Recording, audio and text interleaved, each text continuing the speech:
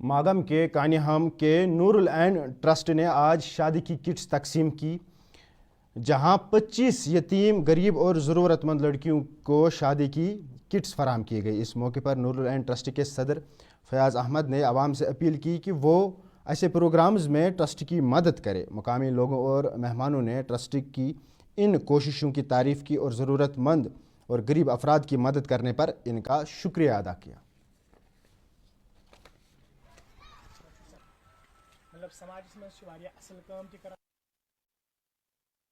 नूरुल ऐन trust कानिहामा के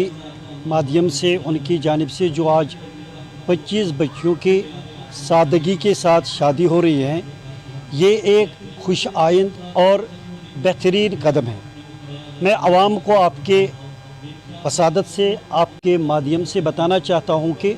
रसूल अकरम सल्लल्लाहु अलैहि वसल्लम ने जिस चीज़ की हमें तरगीब दी है, पैगंबर अकरम सल्लल्लाहु अलैहि वसल्लम ने जिसके लिए हमें उकसाया है कि सादा निकाह करो, मेरे ख्याल में अल्लाह ताला ने फयाज़ अहमद मीर साहब को इस चीज़ के लिए चुना है। जो आज हमारा जो प्रोग्राम था, जो हमारे आज 25 बच्ची